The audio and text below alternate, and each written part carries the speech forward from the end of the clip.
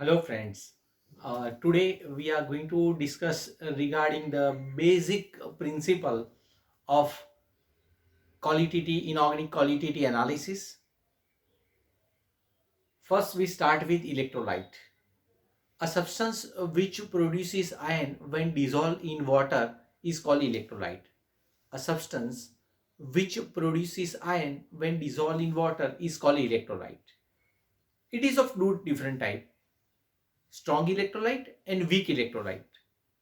Strong electrolyte means, friend, electrolyte which ionize completely in their aqueous solution. Electrolyte which ionize completely in their aqueous solution is called strong electrolyte.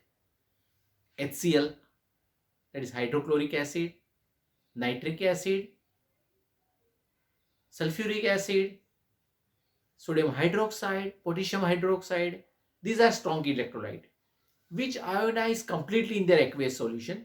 So it would give either 100% H ion or 100% OH ion. So equilibrium does not exist in this kind of molecule. And weak electrolyte means electrolyte which ionize slightly in their aqueous solution is called weak electrolyte. Electrolyte which ionize slightly in their aqueous solution, it ionize less than 2%, so it is called weak electrolyte. Acetic acid, ammonia, these are example of weak electrolyte. We are going to discuss regarding weak electrolyte, because in a weak electrolyte there exists an equilibrium between molecules and ion.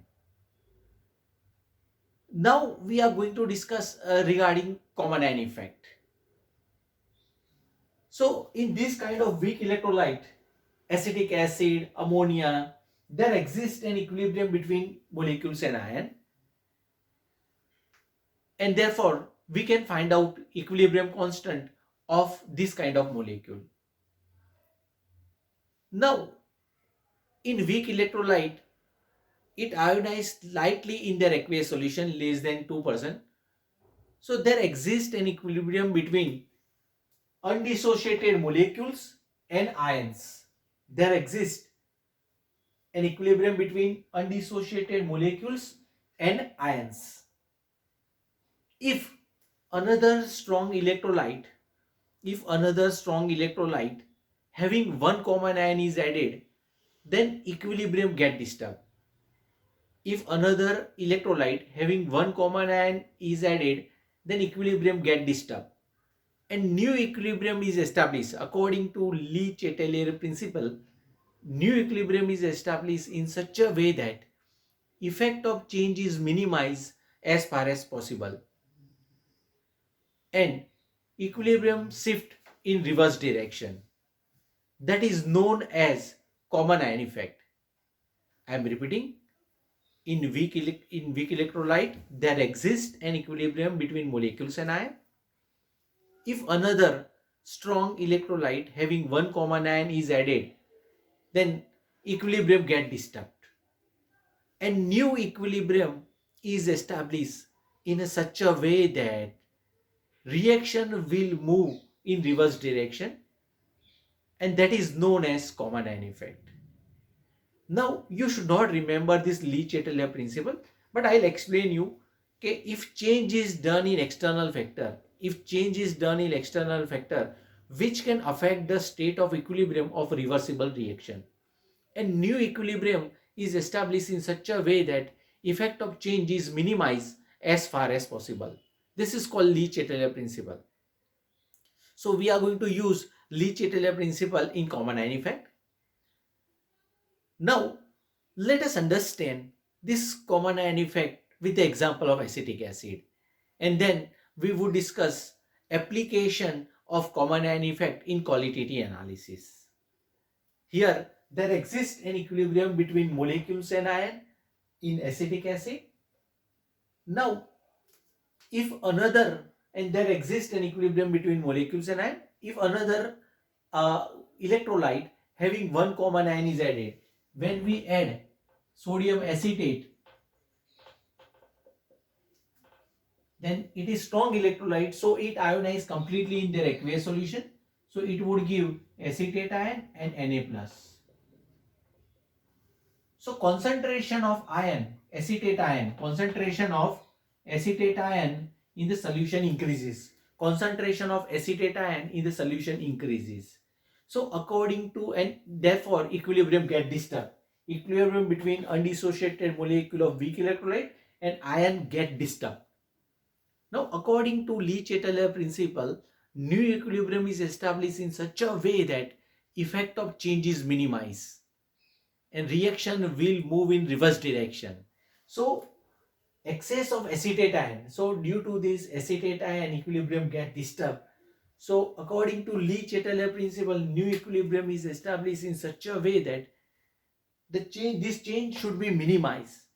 Now in order to minimize the excess concentration of acetate ion, this acetate ion would combine with H ion. This excess of acetate ion would combine with H ion. When acetate ion combine with H ion, that will form acetic acid.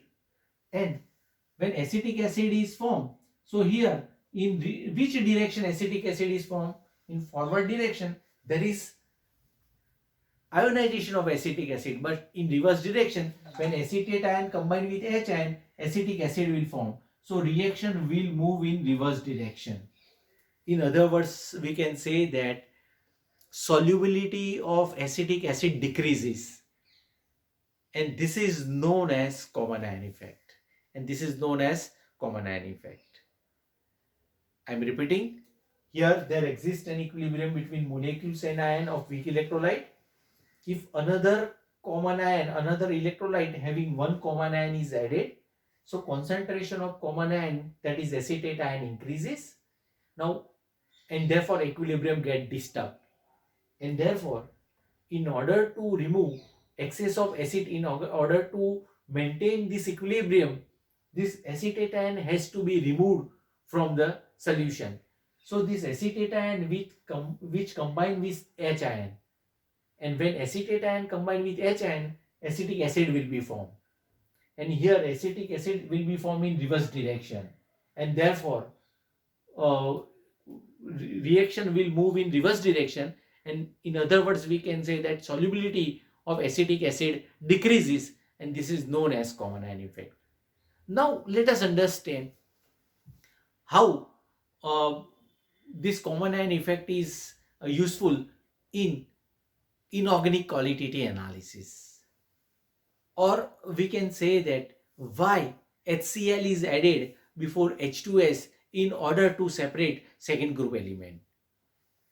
Why HCl is added before H2S in order to separate second group element. Let us understand this with the example of copper and zinc.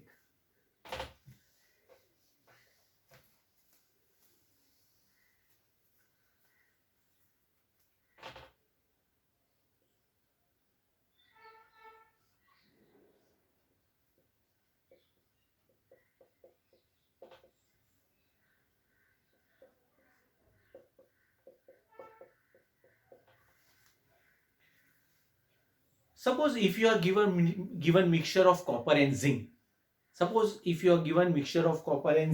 And when you are given mixture of copper and zinc, and when we add only H2S, we are not adding HCl. But when we add only HCl, then we would get sulfide of copper as well as sulfide of zinc. Suppose if you are given mixture of copper and zinc, so when we pass only H2S, or if we add only H2S, then we would get sulfide of copper and sulfide of zinc. And therefore we cannot say, because both will give black precipitates, so we cannot separate copper as copper sulfide and zinc as zinc sulfide. But if we add HCl before H2S, therefore here concentration of H ion in the solution, there exists an equilibrium between H2S and H ion and S ion. When we add HCl, then concentration of H ion in the solution increases. And therefore equilibrium get disturbed. And therefore in order to remove excess of H ion, in order to remove this excess of H ion, this H ion will combine with S minus 2. When H ion combine with S minus 2, that will form H2S.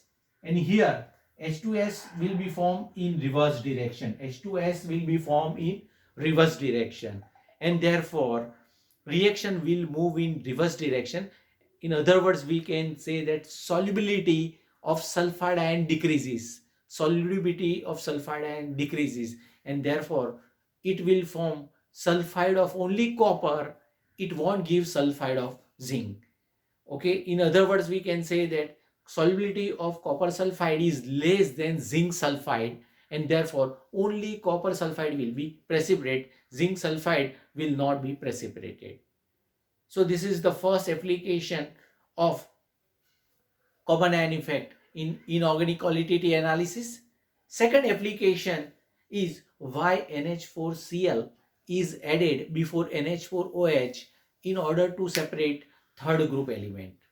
Why NH4Cl is added before NH4OH in order to separate third group element. This can be explained by taking example of aluminum and zinc.